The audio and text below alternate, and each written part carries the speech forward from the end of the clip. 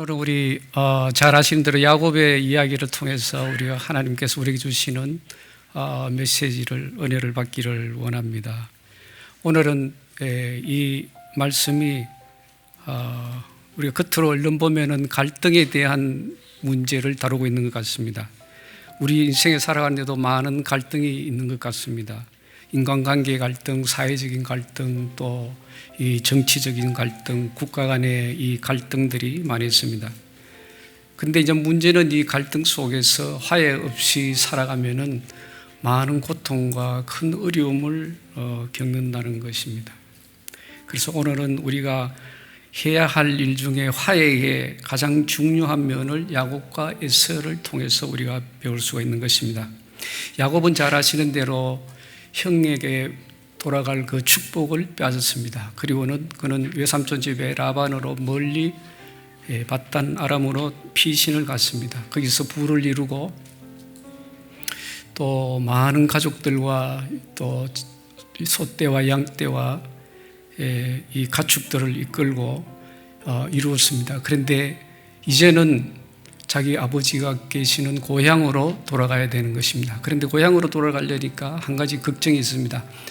형 에스가 400인의 군인들을 데리고 돌아온다는 소식이었습니다. 그는 깜짝 놀랐습니다.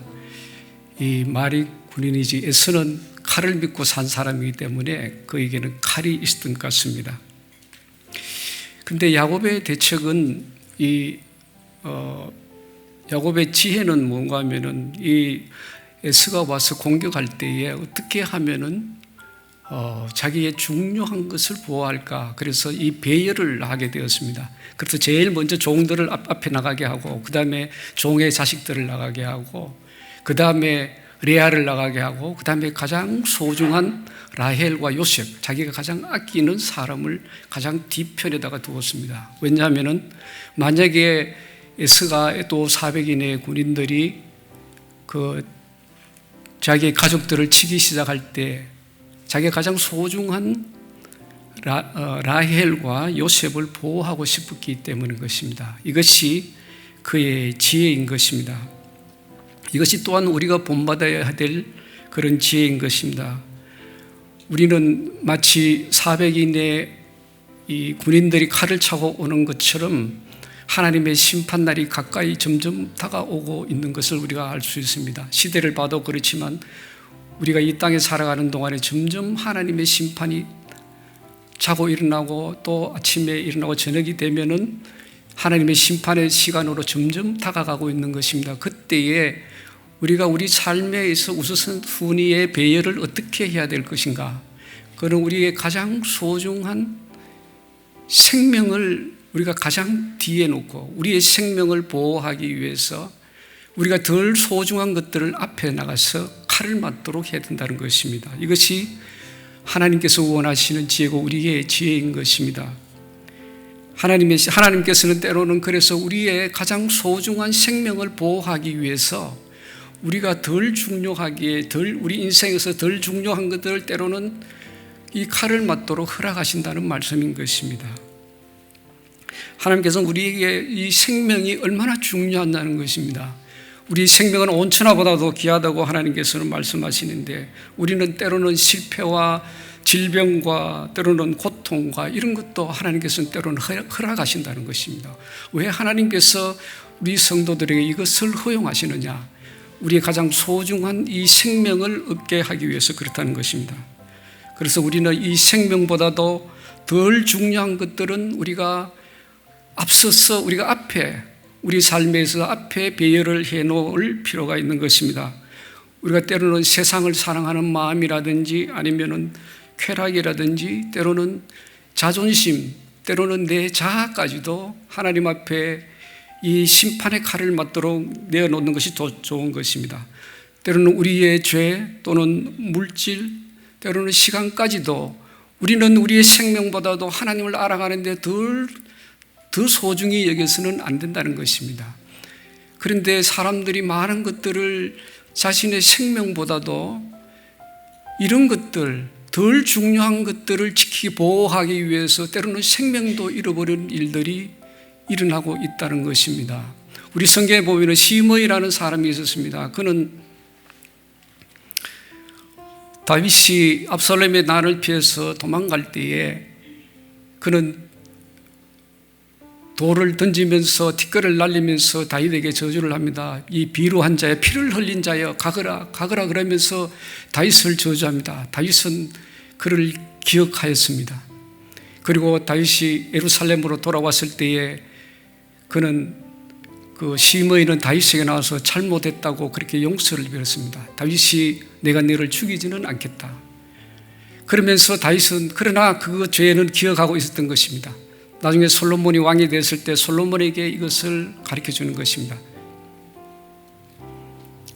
너는 시므이가 내게 행한 일을 잊어버리지 마라. 그가 평안히 음부에 내려가지 못하도록 하라고 그렇게 당부를 하였습니다. 그래서 솔로몬이 이 시므이를 불렀습니다. 그래, 네가 우리 아버지가 피난 갈 때 그렇게 저주하고 했는데 그러나 우리 아버지가 너를 죽이지는 않았다. 그렇지만 너는 이 예루살렘에서 집을 짓고 여기서 머물러야 된다. 그 대신에 네가 예루살렘을 떠난 날에는 너는 죽을 것이다 그랬습니다. 그래서 알겠다고 그러고 그는 살았습니다.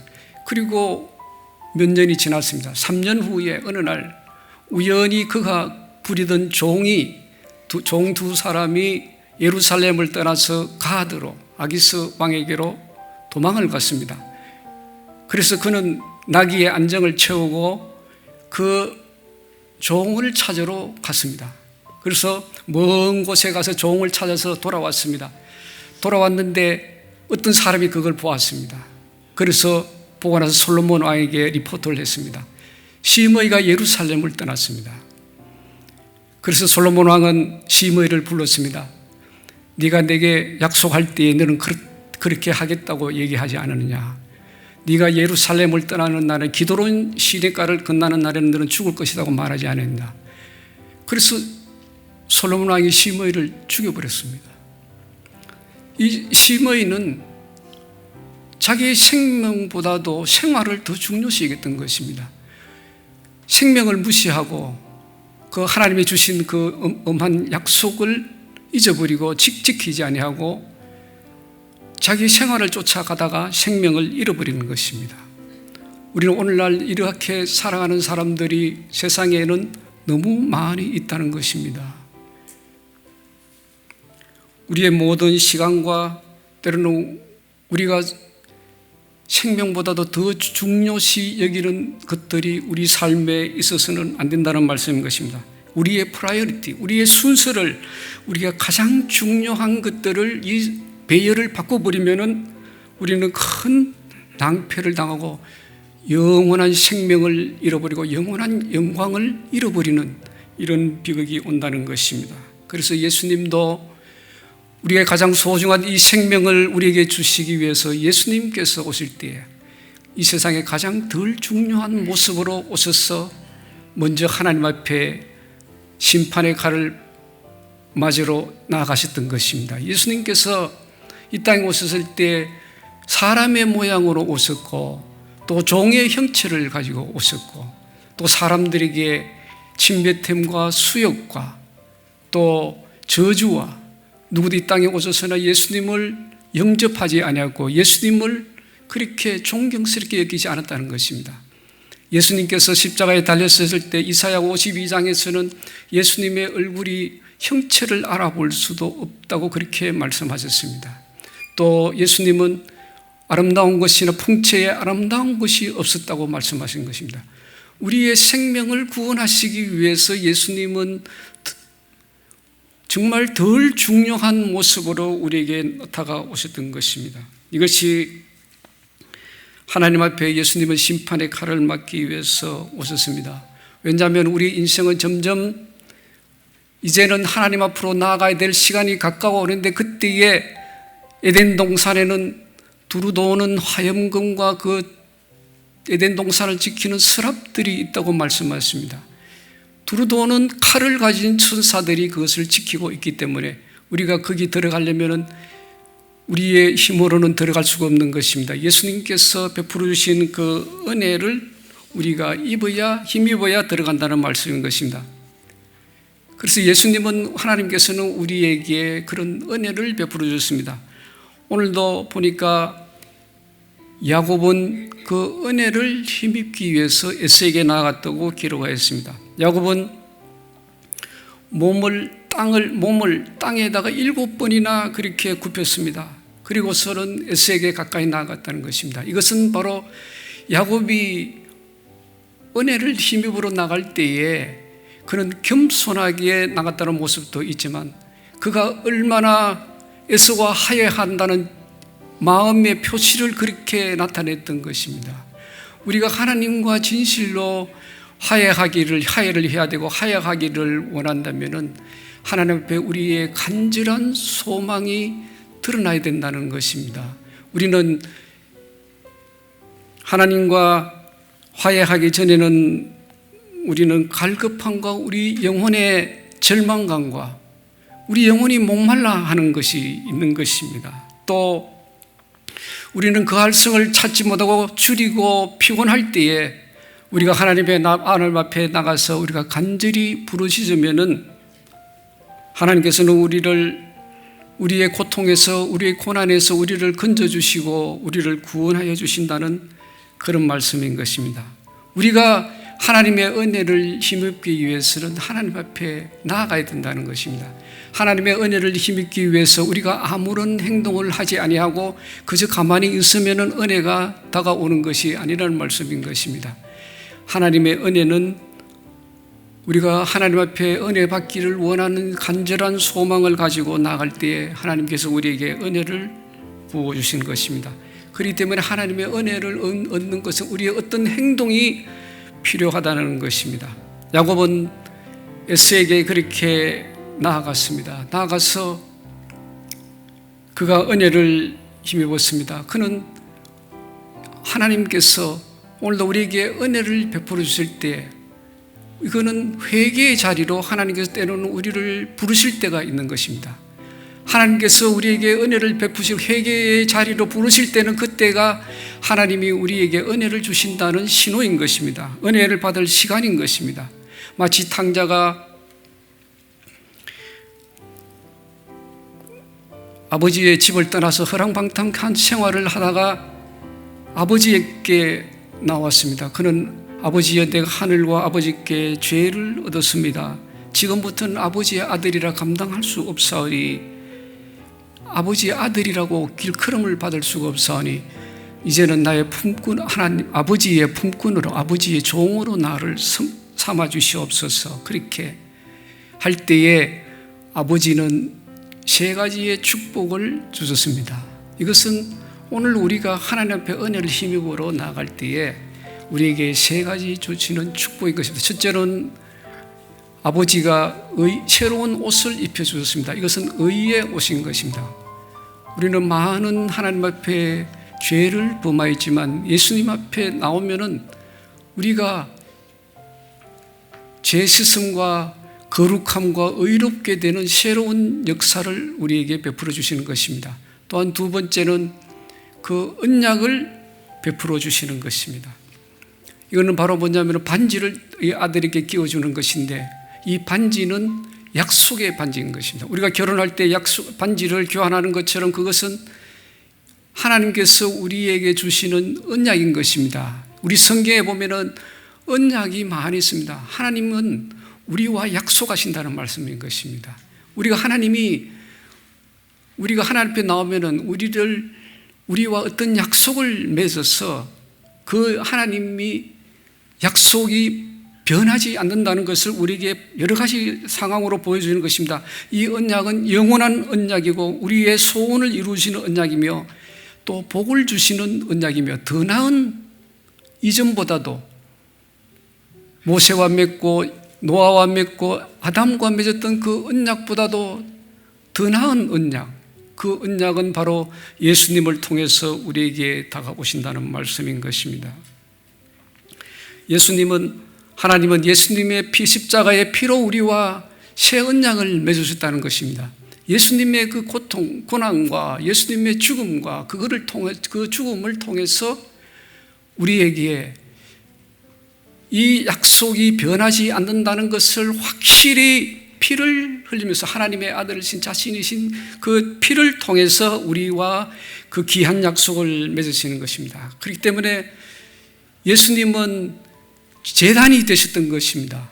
예수님은 그 피로 하나님 앞에 제사를 드렸던 것입니다. 우리가 그 성막에 보면은 제단이 있는데 그 제단에는 4개의 뿔이 있는 것입니다. 그 4개의 뿔이 그 피를 바르는 것입니다. 그와 마찬가지로 그 피를 통해서 누구든지 살인한 자나 죽을 자들이 그 도피성에 들어가서 그 뿔을 잡으면은 죽음을 면하게 된다는 말씀인 것입니다. 그 4개의 뿔은 바로 동서남북에서 모든 사람들이 공고하고 상한 심령들, 낙심한 심정, 영혼에 추린 심령들, 목말라하는 심령들이 예수님 앞에 나와서 온 방언과 족속과 민족과 언어에 사람들이 예수님 앞에 나와서 그 옷자락만 만져도 예수님의 이름만 불러도 예수님을 전심으로 받아들일 때에 구원을 얻는다는 말씀인 것입니다. 왜냐하면 예수님의 피가 거기에 뿌려져 있기 때문인 것입니다. 예수님이 그곳에 제사를 드렸기 때문인 것입니다. 히브리서 9장 2절에도 자기의 피로 한 영원한 제사를 이루사 단번에 성소에 들어감을 얻었다고 말씀인 것입니다. 이 히브리서 9장 2절 말씀에는 예수님께서 제사를 드리는 데에 거기에 이 단번에, 이 영어로 말하면 once for all이라는 단어를 씁니다.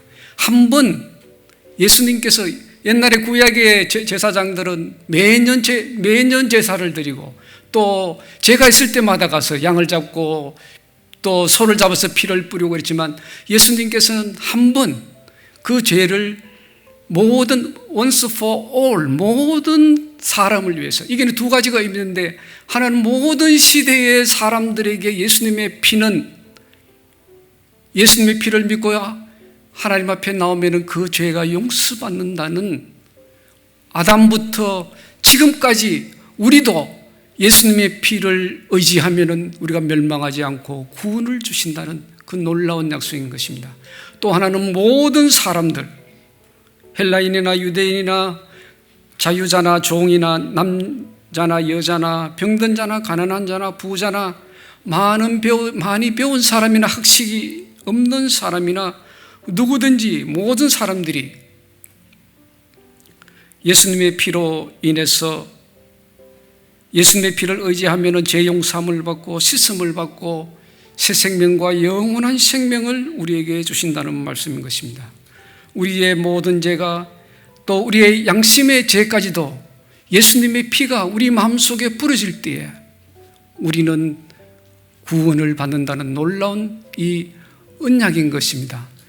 아무리 이 세상에 성경에서 말하는 특별한 한 가지의 죄를 제외하고는 어떠한 죄도 주님 앞에 나왔을 때에 우리의 죄는 용서받으신다는 말씀인 것입니다. 하나님은 이와 같이 우리에게 정말 은혜로우신 분이신 것이다. 하나님의 은혜는 끝이 없다는 말씀인 것입니다. 제가 이 선교사 훈련 받을 때에 어떤 강사 목사님이 오셔서 그렇게 간증하는 것을 제가 한번 들었습니다. 그 간증하는데 이 하나님의 은혜가 자신에게 어떻게 부어졌는가를 설명하는데 아주 롱 스토리였습니다. 그래서 제가 여기서 다 아는 말씀 못 드리면 간략하게 소개하면 이렇습니다. 그분이 샌프란시스코의 미국 목사님인데 아주 보수 장로교 목사님이었습니다. 또 그 샌프란시스코의 또 다른 한쪽에 한 교회는 아주 리브를 하지는 않지만 자유분방한 그런 목사님이었습니다. 그 목사님의 딸과 이 목사님의 딸이 서로 사랑을 하게 되었습니다. 대학교 다닐 때, 학교 다닐 때 서로 연합 집회도 하고 그렇게 하면서, 그래서 사랑을 하게 됐는데 그 성가 리더를 했다고 합니다. 그 따님이. 그래서 둘이 사랑을 했는데 그만 결혼하기 전에 아이가 생겼습니다. 그래서 이 아주 보수 교회에 있는 그 목사님의 아들이 죄책감과 부끄러움과 수치와 또 그 챔버라시도 그 어느 작은 지역이지만 그 지역에서 그래도 목사님의 아들이라고 또 모두가 인정해주고 그런데 그만 부끄러움과 수치와 자책감 그 속에 그만 어찌할 줄을 몰라서 그 사귀던 그 여성분과 더 이상 만날 수가 없게 되었다고 합니다. 그래서 오랫동안 만나지를 못했습니다. 연락도 하지 아니하고 그래서 정말 이 탕자와 같이 자기의 그 신앙을 완전히 잊어버리고 그렇게 살아왔습니다. 그런데 아이는 태어났고 결혼할 생각도 없고 의지도 없었다고 합니다.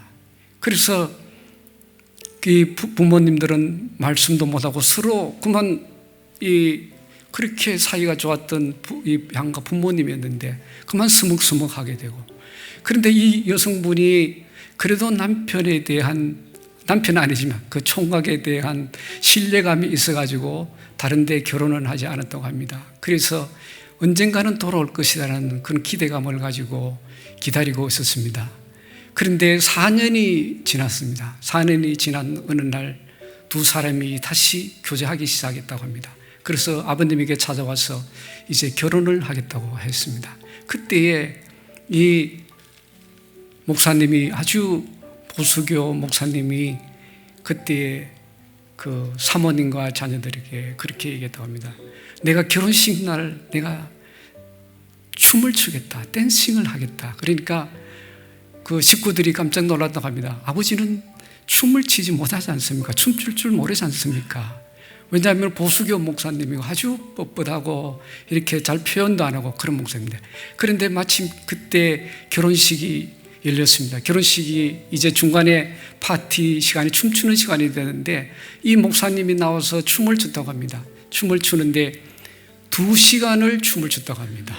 그래 모든 사람들이 그 춤추는 모습이 너무 엉구주춤스럽고 어색하고 웃다가 나중에는 지쳤다고 합니다. 더 이상 춤을 안 췄으면 좋겠는데 그래서 나중에 그 코드를 뽑았다고 합니다. 그 얘기를 하시는데 그 본인이 자기라고 그렇게 처음에는 본인의 신분을 소개하지 않았는데 본인이 자기라고 그래요. 그 사람이 자기라고 해요. 그때 우리 선교사님도 훈련받던 사람들이 다 그때 울었습니다.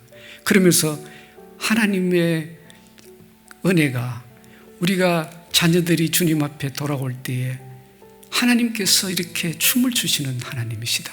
그것을 자기가 정말 표현하고 이루 말할 수 없을 정도로 아들이 그렇게 회복되었을 때 기뻐했다는 그런 얘기를 들은 적이 있습니다.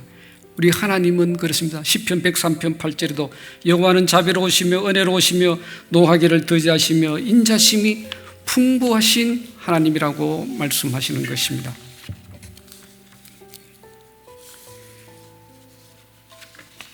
하나님의 은혜는 이와 같이 우리가 주님 앞에 나아가면은 하나님께서는 은혜를 베풀어 주시는 좋으신 하나님이십니다. 야곱은 에서에게 나아갈 때 예물을 가지고 나갔습니다. 그는 양과 수염소와 항소를 가지고 나갔습니다. 우리는 하나님 앞에 나갈 때 그저 나가지 않습니다. 예수님의 피를 가지고 희생 대신 예수님의 제물이 되신 예수님의 피를 가지고 우리가 하나님 앞에 나갈 때 하나님께서는 우리가 이제 하나님의 얼굴을 배울 수 있게 해주시는 것입니다. 10절 말씀에도 보니까 야곱이 형님의 얼굴을 보니까 하나님의 얼굴을 배운 것 같다. 우리가 하나님과 화해를 하게 되면은 이제는 하나님의 얼굴을 볼 수 있는 것입니다. 우리의 모든 성도들은 이 하나님의 얼굴을 보기를 원하는 것입니다. 모세도 하나님의 얼굴을 보기를 원했습니다. 주여 내게 주의 영광을 보여주시옵소서. 하나님의 얼굴을 뵙고 싶은 것이 우리 모두의 소원인 것입니다. 그럴 때 하나님께서는 하나님의 얼굴을 보고 산 자가 없다고 말씀하시면서 내가 지나갈 때 네가 나의 등을 볼 것이라고 하면서 모세를 반석의 사이에 숨기시고 그를 손으로 덮으시고 지나가십니다. 하나님, 우리 구약시대는 하나님의 얼굴을 볼 수가 없는 것입니다. 그렇지만 야곱은 야복 강가에서 기도할 때 천사와 씨름하면서 그때 천사는 예수님이라고 하십니다. 예수님의 하나님의 얼굴을 보면 죽을 것 같았습니다. 그러나 그 시간은 밤이었습니다. 밤이었기 때문에 주의 얼굴을 분명히 환하게 볼 수는 없었지만 그래도 그분이 예수님인 것을 알았습니다. 그러나 그때 예수님을 만나고 나서 거기서 그는 죽지 않았습니다. 그리고 그는 고백하기를 이곳의 이름은 버니엘이라, 내가 하나님의 얼굴을 뵙고도 죽지 않고 살아남았다는 것입니다. 우리가 예수님을 통해서 하나님의 얼굴을 배운다는 것은 놀라운 사실인 것입니다. 고린도전서 13장 12절에도 우리가 거울로 보는 것 같이 희미하나 그때는 얼굴과 얼굴을 볼 것이요, 우리가 주님의 얼굴을 지금은 희미하게 본다는 것입니다. 어떻게 희미하게 보는 것입니까? 그것은 주의 얼굴을 본다는 것은 하나님의 임재인 것입니다. 하나님의 임재는 우리가 예배하는 가운데 하나님의 임재가 나타나는 것입니다. 우리의 삶 속에 하나님의 임재가 없이는 안 되는 것입니다. 모세도 하나님 앞에 그렇게 기도합니다. 주여, 나를 그곳에 올려보내실 때에 하나님과 같이 가지 아니하시면 나를 올려보내지 마시옵소서. 우리의 모든 삶에는 하나님의 임재가 필요한 것입니다. 우리가 기도하면은 하나님의 임재가 우리에게 찾아오는 것입니다. 임재가 오면은 어떤 현상이 있습니까? 첫째로는 안전함이 있는 것입니다. 우리가 이 땅에 사는 동안에도 하나님의 임재하면은 하나님의 보호하심이 우리와 함께 간다는 말씀인 것입니다. 때로는 사람들의 구설수로부터 우리가 보호함을 받습니다. 원수들의 세력에서 우리가 보호함을 받는 것입니다. 또는 우리에게 하나님의 임재 가운데는 우리가 항상 기쁨과 치유가 있다는 사실인 것입니다. 우리가 하나님의 임재가 있으면 우리 하나님께서는 자꾸 이 기쁨을 우리에게 부어주시는데, 기쁨이 오면은 치유가 따라온다는 것입니다. 그러니까 우리가 기뻐한다는 것이 얼마나 중요한지 모르는 것입니다. 기뻐하지 않으면 우리는 제대로 기도할 수가 없는 것입니다. 우리의 마음에 근심이 있을 때, 걱정이 있을 때, 염려가 있을 때, 우리의 무거운 짐이 있을 때 우리는 주님 앞에 기뻐하도록, 즐거움의 기름을 우리 속에 부어주시도록 우리는 기도할 필요가 있는 것입니다. 그러면은 우리는 이 하나님의 임재를 체험할 수 있는 것입니다. 우리는 예배 가운데 하나님의 임재를 믿습니다. 우리 눈으로 보이지는 않지만 하나님께서 이곳에 와 계시고, 우리가 하나님의 임재를 자꾸 초청할 때에 하나님이 우리와 함께 하시고, 우리가 늘 모세의 기도와 같이 하나님 나와 함께 하여 주시고 하나님의 임재가 속에서 생활할 수 있도록 우리는 그렇게 기도해야 될 것입니다. 그러면은 우리가 이 땅에 살 뿐만 아니라 주님 앞에 섰을 때도 주의 얼굴을 우리가 볼 것입니다. 요한계시록 22장 3절에서 4절에서 다시 저주가 없으며 하나님과 그 어린 양의 보좌와 그 가운데 있으리니 그 종들이 그를 섬기며 그의 얼굴을 볼 터이요. 우리가 이 땅에 사는 동안에 우리가 하나님의 임재를 점점 연습해 가면서 자꾸 체험해 가면서 살아갈 때에 하나님과 화해되었기 때문에 그런 일들이 일어나는 것입니다. 그러나 점점 우리가 주님 앞에 섰을 때에 우리가 주님의 얼굴을 보지 못하고 등을 돌려서 저 깊은 음부의 속으로 들어가는 것이 아니라 하나님의 그 영광의 나라, 완전한 기쁨이 있고 영원한 안전이 있고 거기에 보호하심이 있고 예수님께서 주시는 그런 공급해 주심이 있고 영원한 축복이 있는 그곳으로 우리가 영광을 누리는 그곳으로 우리가 들어갈 수가 있다는 것입니다. 우리는 지금 이 시대를 볼 때 어느 때보다도 주님이 오심을 우리는 준비해야 할 때입니다. 우리 영혼을 점검하고 하나님과 화해하는 시간이 필요한 것입니다. 우리의 주신 하나님의 생명이 얼마나 중요한 것입니까? 우리의 생명은 온 천하보다도 누구도 무엇과도 바꿀 수 없는 이 생명을 우리가 소중히 여기고 우리가 예수님의 오심을 준비해야 되는 것입니다. 사단은 우리를 속이는 것입니다. 평안하다, 안전하다 이렇게 우리를 속이는 것입니다. 때로는 우리 자신도 우리를 속일 수가 있는 것입니다. 우리는 마귀에게 속지 마시고 우리 자신에게도 속지 마시고 우리는 오직 예수님의 피, 예수님께서 하나님께서 우리에게 베푸르신 예수님의 피를 통하여서 베푸르신 그 피를 의지하고 살아갈 때에 또 하나님의 말씀으로 우리의 자신을 비추고 하나님의 말씀대로 우리가 그 말씀대로 날마다 따라가고 살아갈 때에 우리에게 이 넉넉한 구원이 이루어질 것입니다. 우리가 사는 이 시대에 정말 우리가 예수님이 오셨을 때 당황하지 않고 곡하거나 통곡하는 것이 아니라 우리가 기쁨으로 주님을 맞이하는 우리 모두가 되시기를 주의 이름으로 축원합니다. 기도하겠습니다. 하나님 아버지 감사합니다. 하나님은 우리에게 놀라운 은혜와 모든 것을 다 준비하시고 오늘도 우리를 주 앞으로 오라고 초청하시는 주님이십니다. 우리에게 자비와 긍휼과 은혜와 예수님의 보혈의 피와 죄의 용서하심과 주 앞에 나오면 모든 것을 프로바이드 해주시고 안정과 평안을 주시는 주님이십니다. 그 주님 앞으로 나올 수 있는 용기를 저들에게 주시고 특별히 우리가 주님의 임재 가운데 살아갈 수 있도록 도와주시옵소서. 예수님 이름으로 감사하며 간절히 기도 올려옵나이다. 아멘.